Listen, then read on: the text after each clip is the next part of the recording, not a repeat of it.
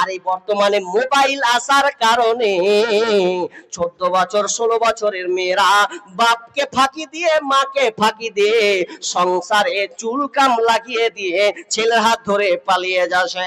কেন কেন? তো মোবাইল সবচাইতে বেশি নষ্ট করেছে, সমাজকে দূষণ করে ছেড়েছে। তবে আমি আপনাকে যেটা বলতে চাচ্ছি, আল্লাহ রাসূল বললেন যে ব্যক্তি মিথ্যা কথা ছাড়তে পারলো না, যে ব্যক্তি গর্হিত অন্যায় অশ্লীল কাজকে ছাড়তে পারলো না।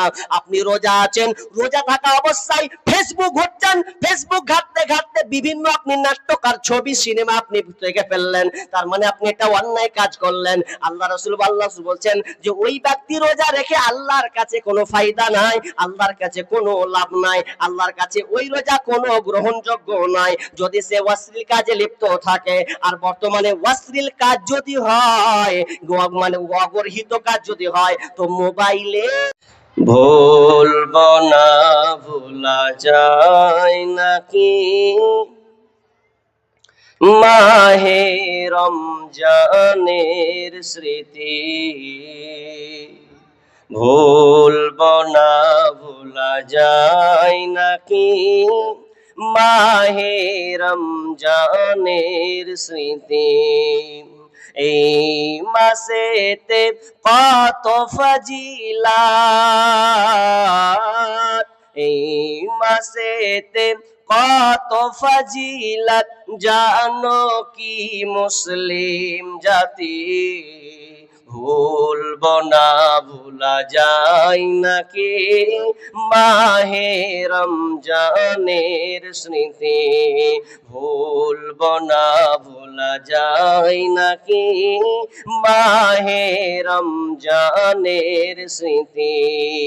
আল্লাহর সেই পবিত্র কালাম মহাগ্রন্থ আল কোরআন, কি মহিমা এই মাসে হয়েছে তার আগমন।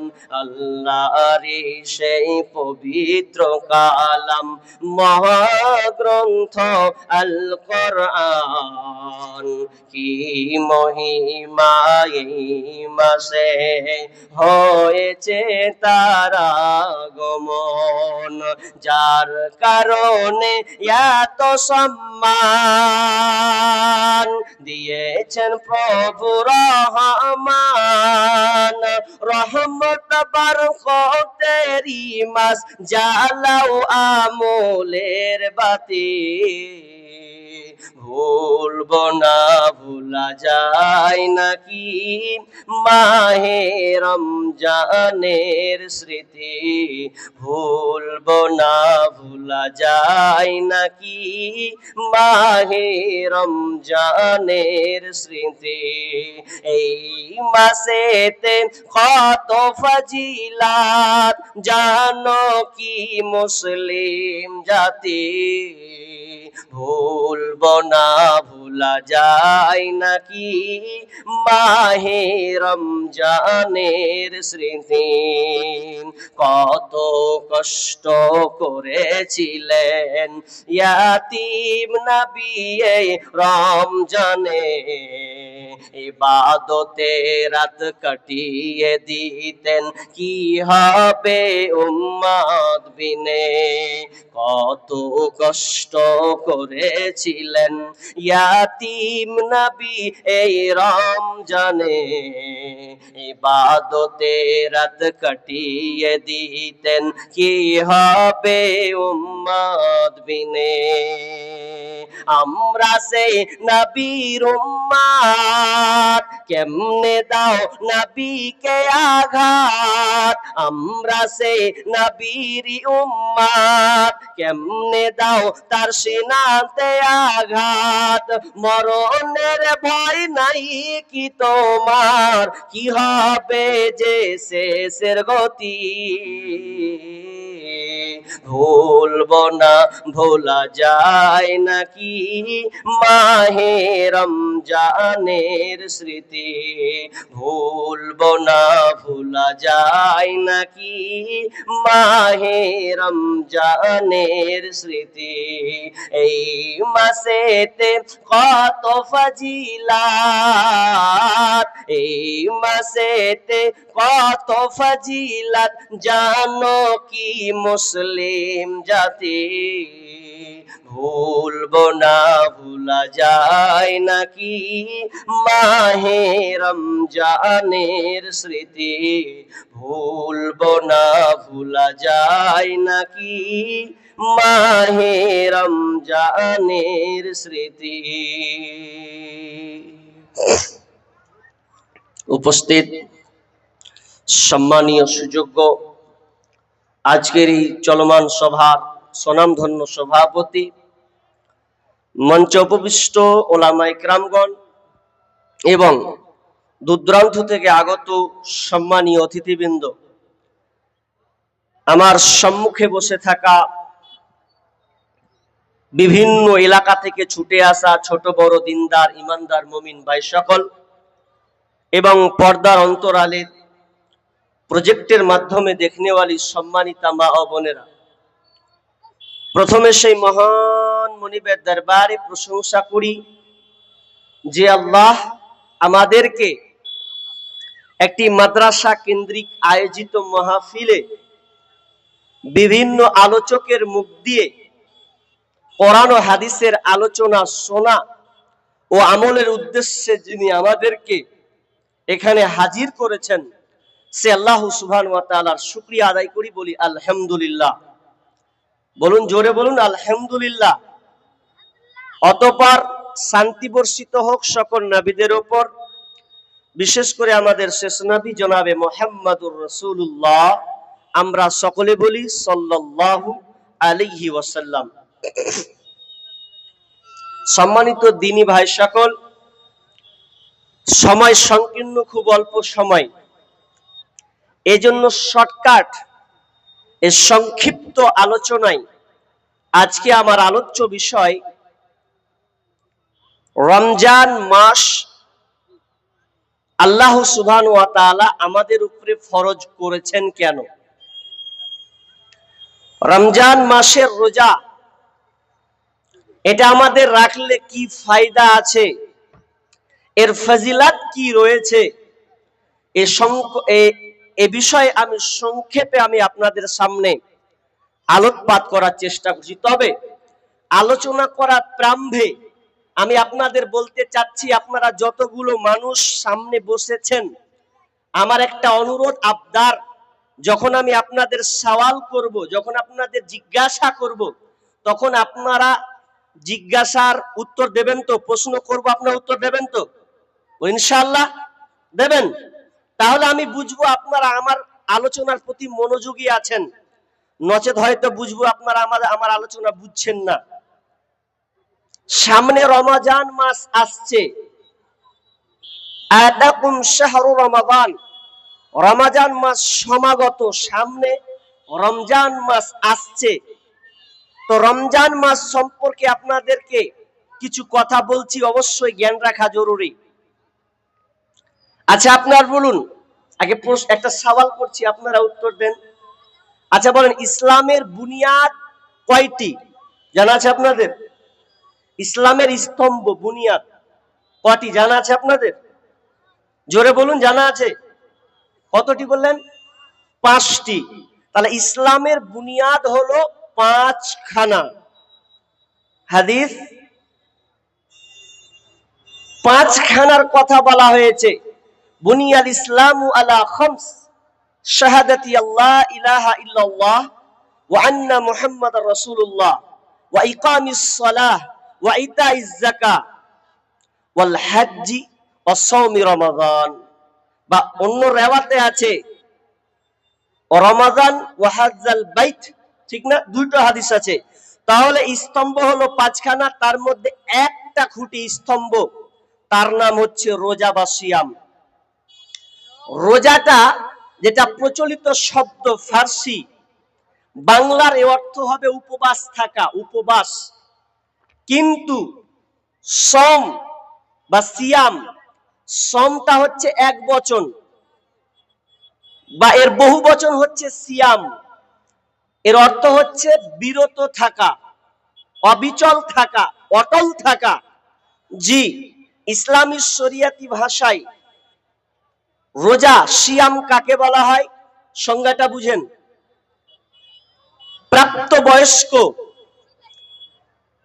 সচ্ছল মুসলিম নর নারী, সক্ষম মুসলিম নর নারী কে সুবে সাদিক থেকে নিয়ে সূর্যাস্ত পর্যন্ত খাওয়া, পান করা, স্ত্রী সম্ভোগ এবং অশ্লীল গর্হিত কাজ থেকে বিরত থাকার নামই হচ্ছে সিয়াম বা রোজা। সংজ্ঞাটা বুঝলেন কিনা? বুঝেছেন? সংজ্ঞাটা বুঝেছেন? বাংলাভাষী মানুষ, বাংলা তো বুঝেন আশা করছি। জি আচ্ছা, ঢের বাংলা, ঢের বাংলা, জি আচ্ছা। তো এক কথায় আপনি আজানের পূর্বে যে সাহারি খেলেন, এ সাহারি খাওয়ার পর আজান, ফজর থেকে আজান থেকে নিয়ে মাগরিব পর্যন্ত বা সূর্যাস্ত পর্যন্ত অস্তমিত যে যাবে, এই মিডিলে খাওয়া, পান করা, স্ত্রী সম্ভোগ করা বা স্বামী স্ত্রী মিলন করা এবং অন্যায় অশ্লীল কাজ থেকে বিরত থাকা, এরই নাম হচ্ছে সিয়াম। জি, এবার চলুন, আল্লাহ তাআলা সিয়ামটা আমাদের কেন দিলেন, এই ফর্মুলাটা বা এই রমজান নামের প্যাটার্নটা আল্লাহ আমাদের কেন দিলেন, শুধু কি আমাদেরকেই দিয়েছেন? তাহলে একটু আলোচনা করলে আপনারা স্পষ্ট হবেন। বিসমিল্লাহির রহমানির রহিম। ইয়া আইয়ুহাল্লাযীনা আমানু কুতিবা আলাইকুমুস সিয়াম কামা কুতিবা আলাল্লাযীনা মিন ক্বাবলিকুম লাআল্লাকুম তাত্তাকুন। রব্বুল আলামিন সূরা বাকারাত 183 নম্বর আয়াতে তিনি বর্ণনা করলেন, ইয়া আইয়ুহাল্লাযীনা আমানু, হে ঈমানদারেরা, হে ঈমানদারগণ, যারা তোমরা আল্লাহর প্রতি ঈমান নিয়ে এসেছো, ইয়া আইয়ুহাল্লাযীনা আমানু কুতিবা আলাইকুমুস সিয়াম, তোমাদের উপরে রমজান মাসের রোজাকে ফরজ করা হয়েছে। তোমাদের উপরে রমজান মাসের রোজাকে আমি আল্লাহ ফরজ করেছি। শুধু তোমাদের উপরে ফরজ করা নয়, কামা কুতিবা আলাল্লাযীনা মিন ক্বাবলিকুম, এবং তোমাদের পূর্ববর্তী যারা, যারা আগে তোমাদের আগেকার যারা এসেছিল, চলে গেছে, ওদের উপরেও রমজান মাসে ওদের উপরে রোজা ফরজ ছিল। কামা কুতিবা আলাল্লাযীনা মিন ক্বাবলিকুম, তাদের উপরে রমজান মাসে রোজা ফরজ ছিল, তাদের উপরে রোজাকে ফরজ করা হয়েছে। তবে এই রোজা নামের প্যাটার্নটা কেমন ছিল? আমরা যেমন 12 ঘন্টা 14 ঘন্টা অনাহারে থাকি, উপবাস থাকি, এটা কি এই রকম তাদের রোজা ছিল? অত স্পষ্ট নয়, তবে হাদিসের ভাষাতে, কোরআনের ভাষায় বোঝা যায় যে তারা পূর্ববর্তী যারা ছিল তাদের উপরেই রোজা ফরজ ছিল। শুধু আমাদের উপরে রোজা ফরজ ছিল না, পূর্ববর্তী তাদের উপরেও ছিল। প্রথম নবী আদম, প্রথম নবী, প্রথম মানুষ আদম আলাইহিস সালাম, তাদের উপরেও রোজা ফরজ ছিল, তাদের উপরেও রোজা ফরজ ছিল। শুধু তাই নয়, নূহ আলাইহিস সালাম, নূহ আলাইহিস সালামদের উপরে, তাদের কওমদের উপরে রোজা ফরজ ছিল।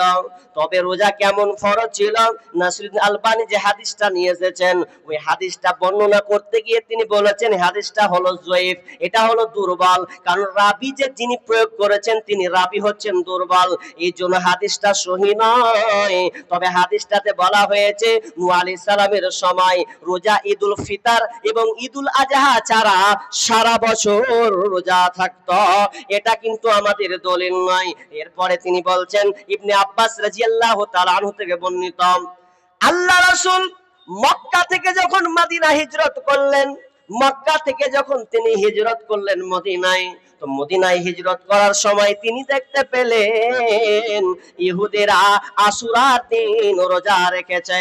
বিশ্বনবী ওই ইহুদিদেরকে বললেন, ও তোমরা কেন আজকে এই দিনটা তোমরা রোজা পালন করছো?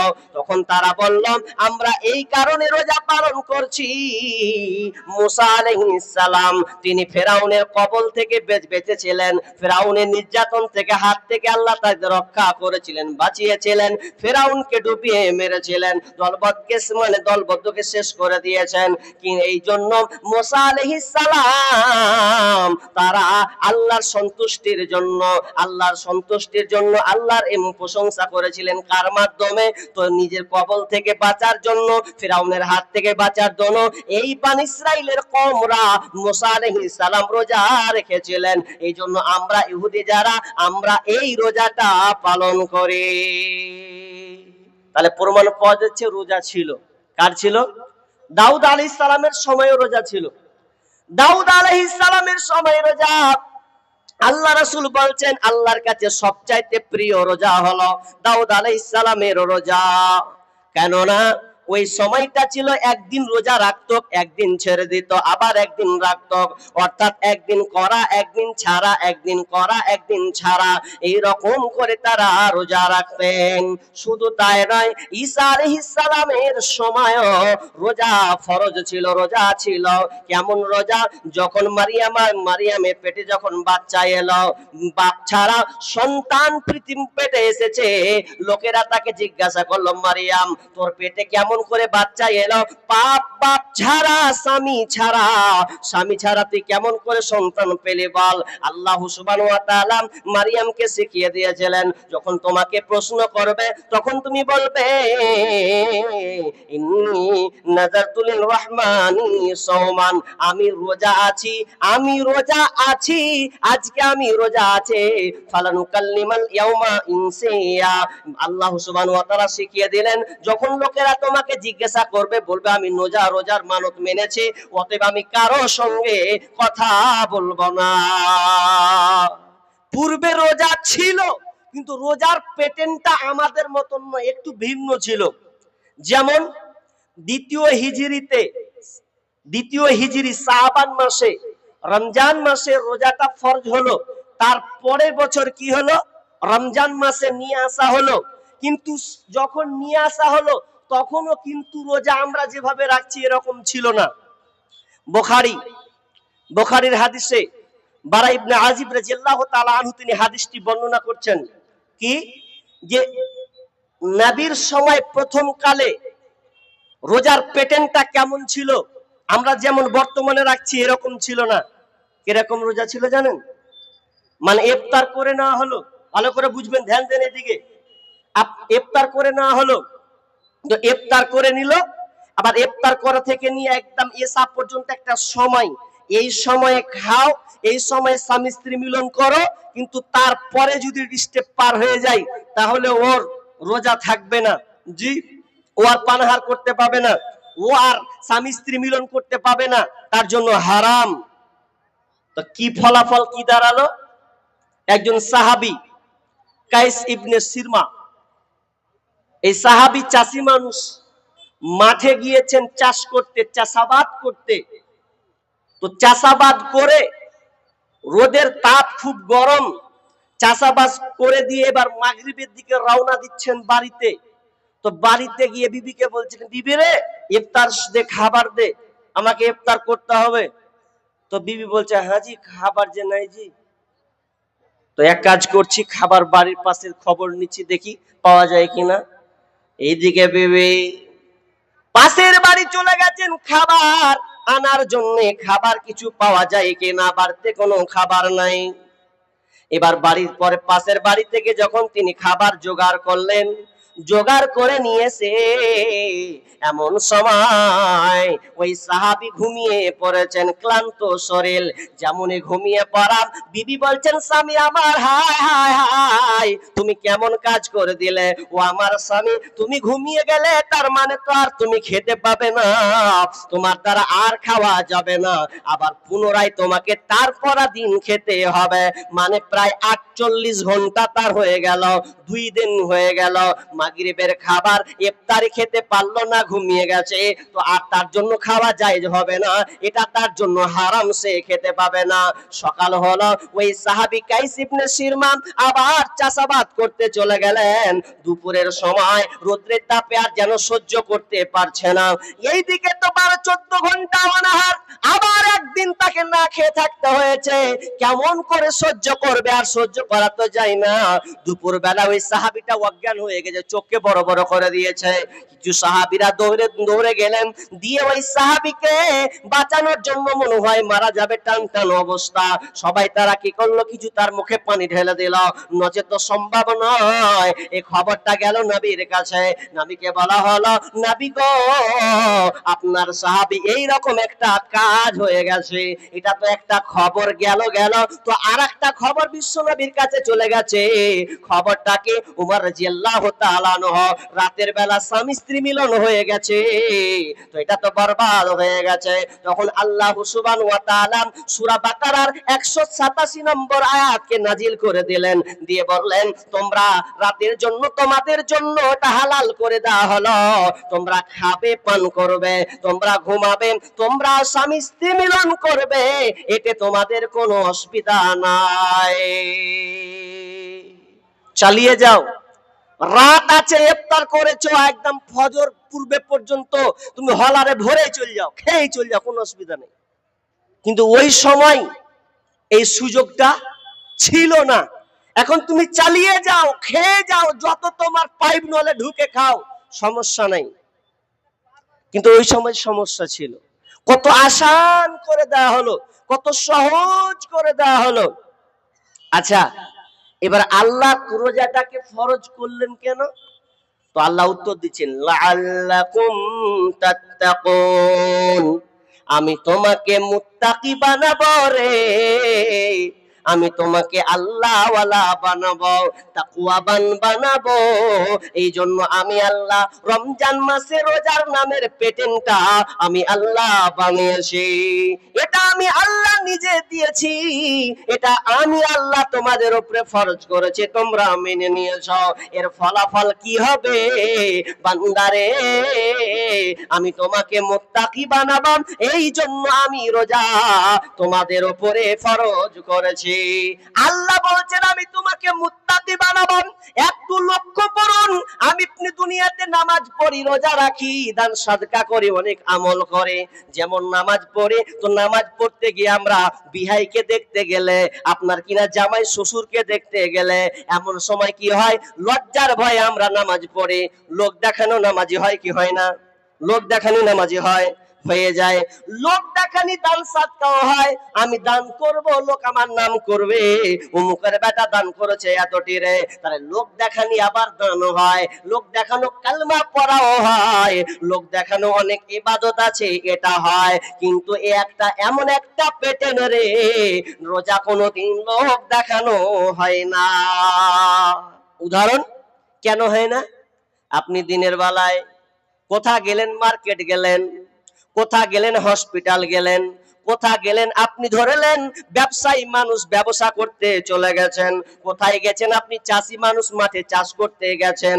গরমের সময় রোজা আপনি রেখেছেন, দুপুর হয়ে গেছে, রোজা আপনাকে এমন ভাবে ধরেছে, মনে হয় আর পারছি না, মনে হয় পানি খেয়ে নিব, এরকম অবস্থা। বাড়ি চলে গেছেন, বিবিকে বলছেন, বিবি রে মাথায় পানি ঢাল, সহ্য আর হয় না, সহ্য আর হয় না, থামতে যেন আর পারছি না। বিবি দুডল পানি নিয়ে আসলো, আপনার মাথায় ঢালছে ঢালছে ঢালছে ঢালছে। আচ্ছা বলুন তো, মাথায় যে পানি ঢালছে, আমি আপনি যদি মাথায় পানি ঢালা হয়, বলুন তো পানিটা মাথায় ফেলা হবে, নাক দিয়ে যাবে, মুখ দিয়ে তার নিচ দিয়ে পড়বে, পড়বে কি পড়বে না? যদি আপনি মনে করেলেন কে দেখছে, কে কোন দিক থেকে দেখছে, পানিটা মাথায় ঢালতে ঢালতে যদি আমি একটু খেয়ে কেমন হবে? আচ্ছা, কেউ দেখতে পাবে? কেউ তো দেখতে পাবে না। দুধ হোক যদি আপনি মেরে দেন, কে বা দেখবে? তবু আপনি খাচ্ছেন না, কেউ তো না দেখুক না দেখুক, কিন্তু আল্লাহ আমাকে দেখছেন। আমি রোজা রেখেছি আল্লাহর জন্য, পানি তো আমি ভেতরে প্রবেশ করিয়ে দিতে পারে, কিন্তু আমি করলাম না, মন মানল না। আমি ভেতরে ঘরে চলে গেলাম, গোসল করলাম, রুমের ভেতরে চলে গেলাম।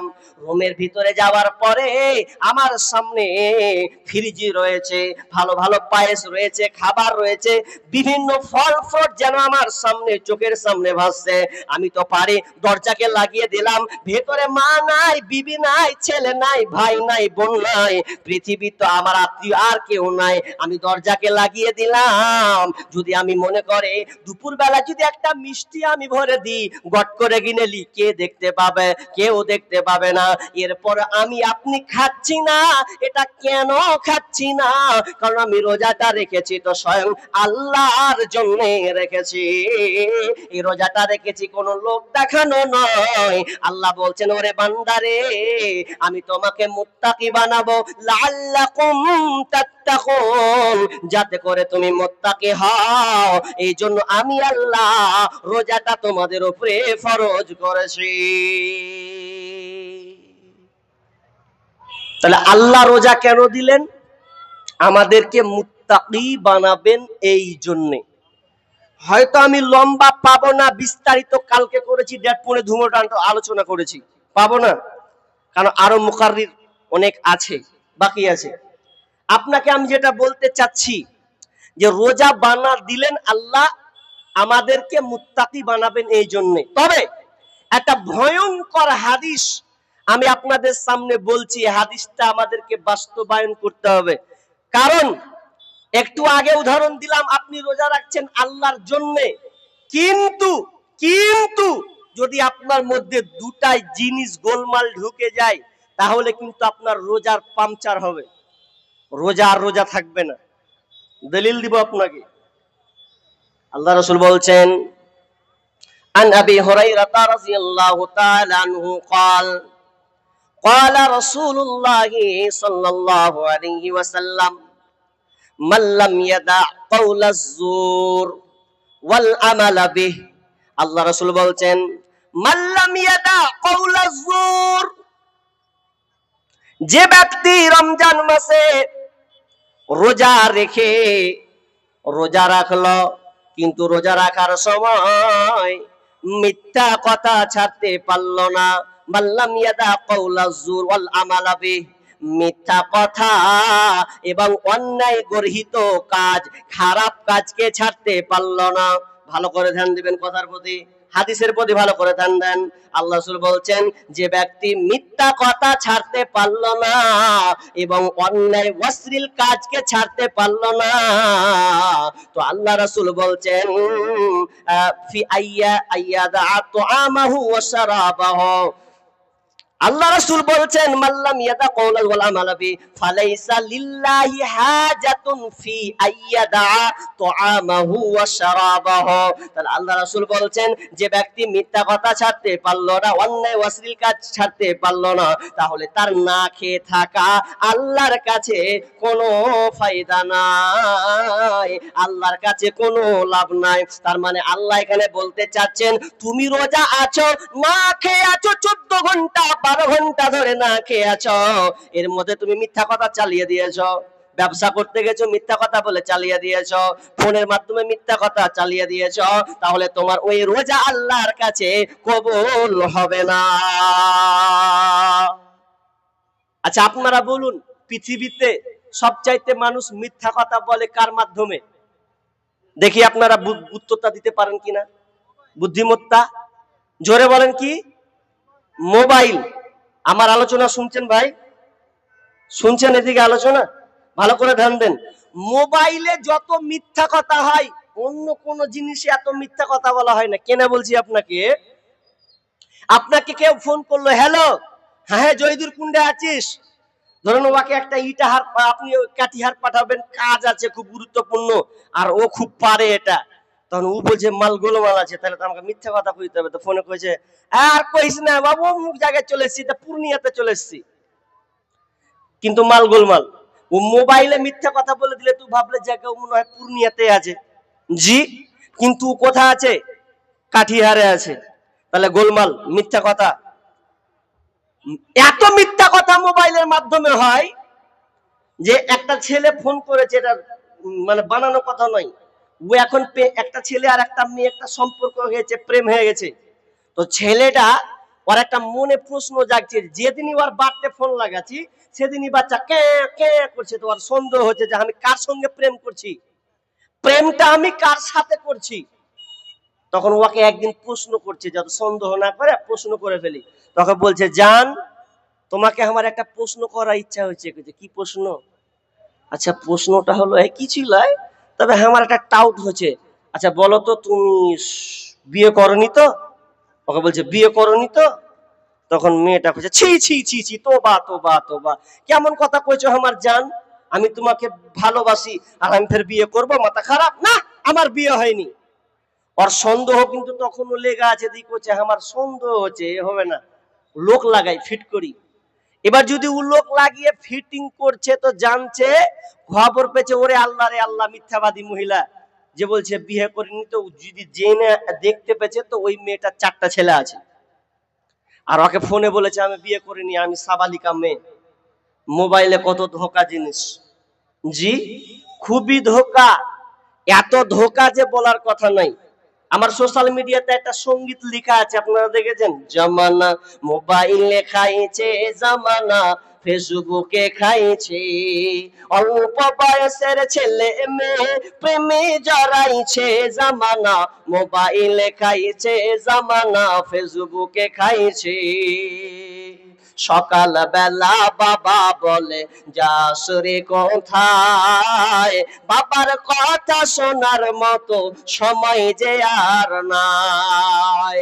তাই রাস্তার পাশে বসে বসে ছেলেরা, রাস্তার পাশে বসে বসে ফ্রি ফায়ার খেলছে জামানা, মোবাইলে খাইছে জামানা, ফেসবুকে খাইছে।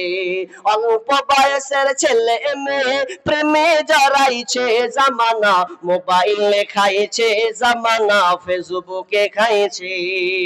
বিবাহিতা মেয়ে যখন ফেসবুকে ঢোকে, ওরে হ্যান্ডসাম ছেলে দেখে সে তো প্রেমে পড়ে।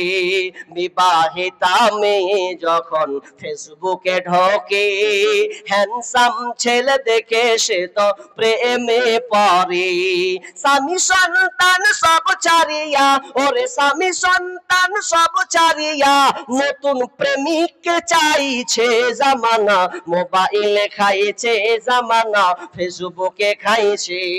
অল্প বয়সের ছেলে মেয়ে প্রেমে জড়াইছে জামানা, মোবাইলে খাইছে জামানা, ফেসবুকে খাইছে। রাতের বেলায় একা একা ঘুম যে আসে না, ওরে মেসেঞ্জারে না পাইলে বন্ধু ভালো লাগে না। ওরে রাতের বেলায় একা একা ঘুম যে আসে না, হোয়াটসঅ্যাপে না পাইলে বন্ধু ভালো লাগে না। তাই তো এখন মা বাবারা, ওরে বর্তমানের মা বাবারা ভীষণ টেনশনে পড়েছে জামানা, মোবাইলে খাইছে জামানা, ফেসবুকে খাইছে। অল্প বয়সের ছেলে মেয়ে প্রেমে জড়াইছে জামানা, মোবাইলে খাইছে জামানা, ফেসবুকে খাইছে। মোবাইল ধ্বংস করেছে, মোবাইল ভালো যত না করেছে তার চাইতে দ্বিগুণ বেশি নষ্ট করেছে যুবক যুবতীদেরকে। মোবাইল প্রত্যেকটা ছেলের হাতে এখন অ্যান্ড্রয়েড মোবাইল আছে। মেয়ে মাধ্যমিক পাস, দেখেন মেয়ের হাতে মোবাইল আছে। আপনাদের এই কাঠিয়ারে কেমন নিয়ম কানুন আছে জানি না। আমাদের মুখ্যমন্ত্রী মমতা ব্যানার্জি তিনি একটা আপনি সিদ্ধান্ত দিয়েছেন, গোটা পাস তো করেছেন গত 2 বছর থেকে কি পাস হয়েছে, তো ছেলেরা মাধ্যমিক পাস করবে, তো প্রত্যেকটা ছেলের হাতে অ্যান্ড্রয়েড মোবাইল দিতে হবে। 10,000 12,000 টাকা করে দেওয়া হয় প্রত্যেকটা ছেলে মেয়ের হাতে মোবাইল। মাধ্যমিক পাস করলে তার হাতে মোবাইল থাকে। আর এই বর্তমানে মোবাইল আসার কারণে 14 বছর 16 বছরের মেয়েরা বাপকে ফাঁকি দিয়ে মাকে ফাঁকি দিয়ে সংসারে চুলকাম লাগিয়ে দিয়ে ছেলের হাত ধরে পালিয়ে যাচ্ছে। কেন কেন? তো মোবাইল সবচাইতে বেশি নষ্ট করেছে, সমাজকে দূষণ করে ছেড়েছে। তবে আমি আপনাকে যেটা বলতে চাচ্ছি, আল্লাহ রাসূল বললেন যে ব্যক্তি মিথ্যা কথা ছাড়তে পারলো না, যে ব্যক্তি গর্হিত অন্যায় অশ্লীল কাজকে ছাড়তে পারলো না, আপনি রোজা আছেন, রোজা থাকা অবস্থায় ফেসবুক ঘুরছেন, ফেসবুক ঘাটতে ঘাটতে বিভিন্ন আপনি নাট্যকার ছবি সিনেমা আপনি দেখে ফেললেন, তার মানে আপনি একটা অন্যায় কাজ করলেন। আল্লাহ রাসূল বলছেন যে ওই ব্যক্তি রোজা রেখে আল্লাহর কাছে কোনো ফায়দা নাই, আল্লাহর কাছে কোনো লাভ নাই, আল্লাহর কাছে ওই রোজা কোনো গ্রহণযোগ্য নয় যদি সে অশ্লীল কাজে লিপ্ত থাকে। আর বর্তমানে অশ্লীল কাজ যদি হয়, মানে অগর্হিত কাজ যদি হয়, তো মোবাইলের কারণে হয়। জি, মোবাইল চালাবেন, রোজা রেখেছেন, মোবাইল আপনার পকেটে আছে, যুবক ও ভাই, তোমার মোবাইলের পকেটে তোমার কি আছে?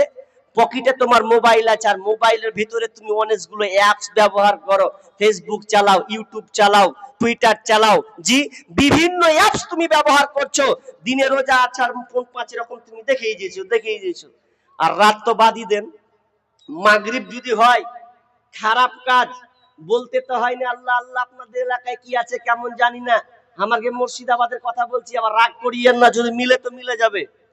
আমার যত চাচার মুরব্বী গুলো আছে, বয়স্ক মানুষগুলা, এদের এত মানে এত প্রীতি, খালি ইফতার করবে, আর ইফতার করা হয়ে গেলে নামাজ খান পড়বে, আর নামাজ পড়ে মারবে চায়ের দোকান, আর চায়ের দোকান নিয়ে সর্বপ্রথম বিসমিল্লাহ করবে কি দিয়ে জানেন? বিড়ি দিয়ে। খালি ধোঁয়াতে ভর ভরে। 2-4 বছর আগে মসজিদে থাকতাম, 5 বছর আগে, তো ইফতার করে যে চা খান খেতে যাব মার্কেটে, মানে দোকানে চা খাবো, আর ওই ধোঁয়াতে চা খাওয়া যাবে না, মানে সব কি ধার ধরিয়ে দিলে একাকে, মানে পেয়ে গেছি সুযোগ। কিন্তু রোজা তোমাকে কি শিখিয়েছে? রোজা তোমাকে কি শিক্ষা দিল? জি তোমার প্রতিভা তুমি নিজে দেখিয়ে দিলে, আর তুমি বলছো, অনেক চাচাকে বলি, চাচা বিড়িটা ছাড়েন, এটা ভালো জিনিস নয়, আপনার শরীরের পক্ষে খারাপ, আপনি খাচ্ছেন, আমাদের ক্ষতি হচ্ছে, বাচ্চাদের ক্ষতি হচ্ছে। তো কি বলছে জানেন? এর কাদের এটা? মহিলাদের মাশাআল্লাহ, আল্লাহুম্মা সাল্লি আলা বারাকাল্লাহ। দেখেন টাকা আর টাকা, আপনার ঘেটি যে কখন পাবো, মেয়ে ছেলের এটি টাকা পেয়েছি, জি টাকা হয়ে আছে, 8 বস্তা হয়ে 8 ব্যাগ হয়ে গেছে নাকি? অলরেডি 8 ব্যাগ হয়ে গেছে। মা বোন, 8 ব্যাগ নয়, ফুল ব্যাগ লাগবে। এই যে ঢালনু, আরেকবার নিব, এবার যেন ফুল হয়। জি, তাহলে ইনশাআল্লাহ আমি আপনাদেরকে কিছু শোনাবো। এটি ঢালেন, আবার যান, আবার 1 ব্যাগ নিয়ে আসেন, দেখেন মা বোনরা দিবে। জি হ্যাঁ, ইনশাআল্লাহ। জি, তো মা বোন ইনশাআল্লাহ আপনাদের শোনাবো। তবে 8 ব্যাগ আমার হাতে পেয়েছি, জি হোসেন সালাফির হাতে দিয়েছেন অনেক, তো আমারও আশা, আমি মুর্শিদাবাদ থেকে এসেছি ডাইরেক্ট, জি, তো এই জন্য আমিও চাই যে আপনারা দিবেন 100। দান নিব, একটু ওয়েট না, কি করবো আমি নিজে তাল পাই না, আলোচনা করব না দানের দিকে যাব আল্লাহ জানে। জি সবদি কি করব, আর 10 মিনিট আলোচনা করি। জি, আর 10 মিনিট আলোচনা করি। আমি আর আমার এই বিষয়টাকে হয়তো যুক্তি দিয়ে, উদাহরণ দিয়ে বুঝাবো, কিন্তু আজকে সেরকম বায়ানটা হবে না। তবে আপনাকে যেটা বলতে চাচ্ছি, আপনি কষ্ট করে রোজা রাখলেন, সাহারি খেলেন, সেহরি নয় সাহারি, কি বলতে হবে? সাহারি। কারণ ওটা কি ছিল গো ভাই? আমি কিছু শোনা লেগে গেলেন আপনি, যাই হোক, আমি ভাবছি শোনা টোনা ছিল নাকি। কি বললাম? যে সাহারি আপনি খেলেন, কষ্ট করে আপনি 14 ঘন্টা আপনি না খেয়ে থাকলেন, উপবাস থাকতেন, অনাহারে থাকলেন, কিন্তু ওই রোজাটা আপনার আল্লাহর কাছে গ্রহণযোগ্য হবে না, বরবাদ হয়ে যাবে। কেমন করে বরবাদ হবে? মৌলভী সাহেব এখানে বয়ান করতেছেন না রোজার 12টা বাজাতেছেন, জি না 12টা নয়। যদি আপনি এই মাল গোলমাল হন, তাহলে আপনার রোজা লাগবে না। কিভাবে? আপনাকে দলিল দিচ্ছি, মুসলিম শরীফের হাদিস। আল্লাহ রাসূল সাহাবীদেরকে জিজ্ঞাসা করছেন, সাহাবীরা আচ্ছা বলো তো, আতাদরুনা মাল মুফলিস, অসহায় ব্যক্তিকে, দরিদ্র ব্যক্তিকে, জি অভাবী কোন লোকটা তোমরা বলতে পারবে? সাহাবীরা উত্তর দিলেন, ক্বালুল মুফলিসু ফীনা মান লা দিরহামা লাহু ওয়ালা মাতা। সাহাবীরা বললেন, ইয়া রাসূলুল্লাহ, অসহায় ওই ব্যক্তি, গরীব ওই লোকটা, অভাবী ওই লোককে বলা হয় যার টাকা পয়সা নাই, ধন সম্পদ নাই, ওই তো হলো গরীব। গরীব আবার কে হবে? যার কাছে ধন সম্পদ নাই, টাকা পয়সা নাই, ওই হলো গরীব। আল্লাহ রাসূল বললেন, ফাকালা ইন্নাল মুফলিসা মিন উম্মতি ইয়াতি ইয়াউমাল কিয়ামাতি বিসালাতিন ওয়া সিয়ামিন ওয়া যাকাতিন।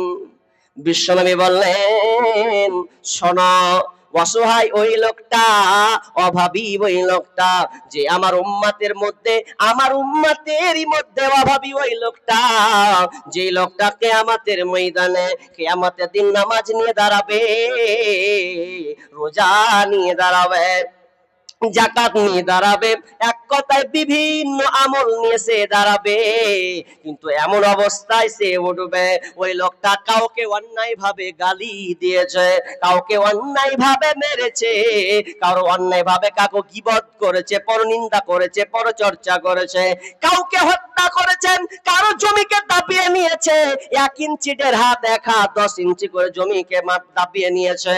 তো ওই লোকটা কি হবে? যতই সে হাজি হোক না কেন, তার ডিগ্রি হাজি হজওয়ালা ব্যক্তি হোক না কেন, যত বড় নামাজের বেটা নামাজি হোক না কেন, যত বড় দান সাদকাওয়ালা হোক না কেন, যদি লোকটা কাউকে গালি দেয়, কাউকে আপনা প্রহার করে, কাউকে হত্যা করে, কারো গীবাদ করে, পরনিন্দা করে, তখন কি হবে?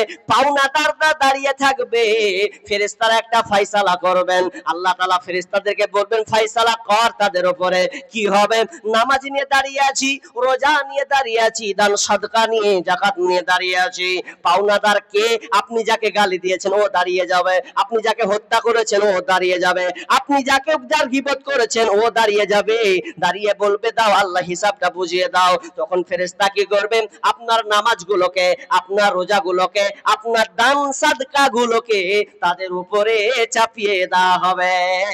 চাপাতে চাপাতে চাপাতে পাওনাদার আরো বাকি থেকে যাবে, তখন ফেরেশতারা বলবেন আল্লাহ এখনো পাওনাদার অনেক বাকি আছে।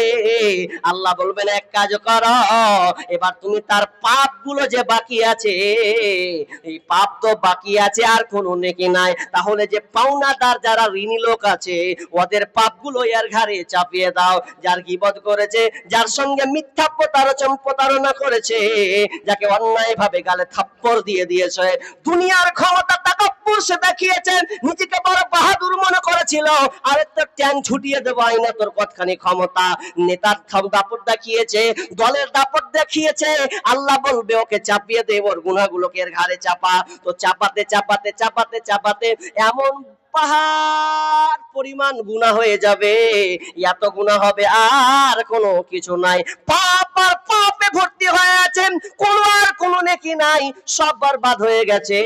সহিহ তারগিবে হাদিসটি আছে, আল্লাহ সুবহানাহু ওয়া তাআলা যখন বিচার ফয়সালা করবেন, ইন্নার রাজুলা লা ইউতা কিতাবাহু মানসুরা ফায়াকুলু ইয়া রাব্বি ফাআইনা হাসানাতু কাদা ওয়া কাদা। আল্লাহ সুবহানাহু ওয়া তাআলাকে বলবে, আল্লাহ যখন বিচারের মাঠে যখন তার আমলনামাকে পেশ করা হবে, ইন্নার রাজুলা লা ইউতা কিতাবাহু মানসুরা ফায়াকুলু ইয়া রাব্বি ফাআইনা হাসানাতু কাদা ওয়া কাদা। হে আল্লাহ আমার ভালো আমলগুলো কোথায়? নামাজের নেকি কই? 14 ঘন্টা রোজা না খেয়ে থেকেছিলাম, খাইনি, আমার ওই রোজার নেকিগুলো কোথায়? দান সাদকার নেকি কোথায় আল্লাহ? আলিমতু আলাইসাত ফি সহিফাতে, ভালো ভালো আমলগুলো আমার কোথায়? আল্লাহ তখন বলবেন ফায়াকুলু মুহিয়াত বিইকতিয়াবিকান নাস, তুমি লোকের গীবাত করেছিলে, দিয়েছিলে, তুমি লোকের অপবাদ দিয়েছিলে রে, এই জন্য তোমার সমস্ত নেকি আমি আল্লাহ মাইনাস করে দিয়েছি, সব কেটে দিয়েছি, ভ্যানিশ করে দিয়েছি, ডিলিট করে দিয়েছি, তোমার কোনো আর আমল নাই। আফসোস আফসোস, বিশ্বনবী ওটাই বলছেন, কৃপণা ভাবি ওই লোকটা যে এতগুলো নেকি নিয়ে দাঁড়াবে, কোনো নেকি তার কাজে আসবে না, সব নেকি তার মাইনাস হয়ে যাবে। আল্লাহর কাছে যদি তুমি করে থাকো পাপ, ইচ্ছে করলে আল্লাহ তাআলা করবে তোমায় মাফ। বান্দার হক নষ্ট করলে, বান্দার হক নষ্ট করলে হবে না ক্ষমা, পরের ঋণ আমল নামা কইরো না জমা, তোমরা পরের ঋণ আমল নামা কইরো না জমা। লক্ষ টাকা দান করিলে হবে যে সওয়াব, হাল ঠেলিয়া জমি খাইলে তার চেয়ে বড় পাপ। লক্ষ টাকা দান করিলে হবে যে সওয়াব, পরের জমি মেরে খাইলে তার চেয়ে বড় পাপ। যতই করো নামাজ রোজা, মাথায় লইয়া ঋণের বোঝা, যতই করো নামাজ রোজা, মাথায় লইয়া ঋণের বোঝা, রোজ হাসরে যাইবা সোজা, রেহাই পাইবা না, পরের ঋণ আমল নামা কইরো না জমা, তোমরা পরের ঋণ আমল নামা কইরো না জমা। সামনে পিছে লোকের নিন্দা করিলে বদনাম, আল্লাহ বলেন তাদের জন্য কঠিন জাহান্নাম। সামনে পিছে লোকের নিন্দা করিলে বদনাম, আল্লাহ বলেন তাদের জন্য কঠিন জাহান্নাম। পরের সুনাম করলে ক্ষুণ্ণ, নষ্ট হবে নিজের পুণ্য, পরের সুনাম করলে ক্ষুণ্ণ, নষ্ট হবে নিজের পুণ্য, নিজের ঘরে চলে আসবে, নিজের ঘরে চলে আসবে পরেরই গুনাহ। পরের ঋণ আমল নামা কইরো না জমা, তোমরা পরের ঋণ আমল নামা কইরো না জমা। আল্লাহর কাছে যদি তুমি করে থাকো পাপ, ইচ্ছে করলে আল্লাহ তাআলা করবে তোমায় মাফ। বান্দার হক নষ্ট করলে, বান্দার হক নষ্ট করলে হবে না ক্ষমা, পরের ঋণ আমল নামা কইরো না জমা, তোমরা পরের ঋণ আমল নামা কইরো না জমা। কি বুঝলেন? তাহলে রোজা যখন শুরু করবেন, এখন থেকে আপনাকে নিয়ত করে নিতে হবে, আল্লাহ যা পূর্বে করেছি করেছি, জি যা করেছি করেছি। ছোট্ট করে আর একটা কথা বলবো দিয়ে আমি মেন জিনিসের দিকে চলে যাব, কষ্ট নিয়েন না। আল্লাহ রাসূল আফসোস করেছেন। কি আফসোস করেছেন জানেন? রকিয়াল মিম্বার, যখন আল্লাহ রাসূল মিম্বারে যখন উঠলেন তো তিনি বললেন ফাকালা, তিনি কি বললেন? আমিন আমিন আমিন, তিনবার আমিন বললেন। তো সাহাবীরা হতভম্ব হয়ে গেলেন যে এর পূর্বে তো কোনোদিন আমরা দেখিনি। মা কুনতা তাসনাউ হাযা, ইয়া রাসূলুল্লাহ আপনাকে তো এরকম এর আগে করতে দেখিনি, আপনি এইরকম কেন করলেন? তিনবার আমিন আমিন বললেন, রহস্য কি?